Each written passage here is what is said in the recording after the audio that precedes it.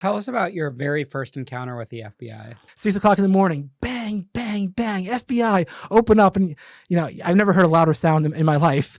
And, but see, it wasn't completely unexpected because this is, first of all, 26 months later. So I actually thought more or less that that's it. They're not going to arrest me. 26 months later. By the way, they were arresting people, I think even a week or two before Trump was inaugurated. So they were arresting people all the way till the very end. But anyways, but then around a month or two before I was arrested, I read a story, I think it was on Breitbart, that a judge had told two January 6 lawyers, I'm retiring because the Justice Department just informed me that there's going to be 1,000 new January 6 cases, and I'm not interested in dealing with January 6 cases the rest of my life. So I'm just going to retire now. This is what the news story said. I thought to myself, okay, if there's 1,000 more people being arrested, I'm very likely to be among the next 1,000. So I didn't tell anybody, but I was like, at this point, probably I'm going to be arrested. Also, I got a phone call or two. I don't know if you had any experience with people you've interviewed or you had experience personally. I got a few phone calls where the person just hung up right away.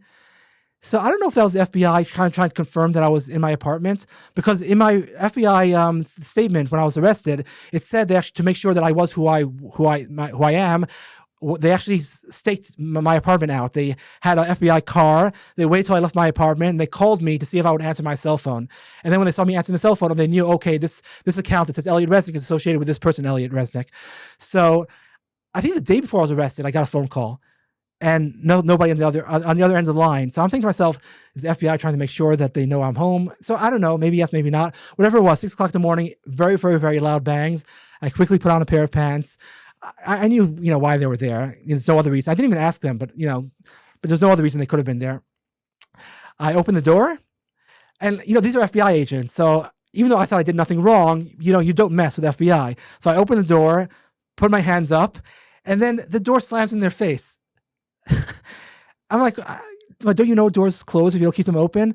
So I'm like, okay, I said, I'm going to open the door again very slowly. They said, yeah, open it very slowly. Okay, this time I opened it. Make sure they, then I put my hands up. They took me outside into the hallway. They turned me around, and I'm thinking, like, the door's going to close again. And I'm like, and I even said to them, the door's going to close again. Sure enough, it slams in their face a second time. Now they're locked out of the apartment. Like, I don't know, don't they do this for a living? Anyways, that was my, that's when they arrested me, and they brought me down to, we got back inside the apartment. The super had a key. He opened it. It's interesting. I don't know what they were like with you. They were very respectful. In a weird way, like after this very, very, very loud banging, and after they immediately put handcuffs on me, but like, my yarmulke had fallen off. This, what I wear as an Orthodox Jew. I said, it fell off. They're like, could we touch it? I said, yeah, of course you could touch it. And then later on, they got me another religious garment that I wore. Could we touch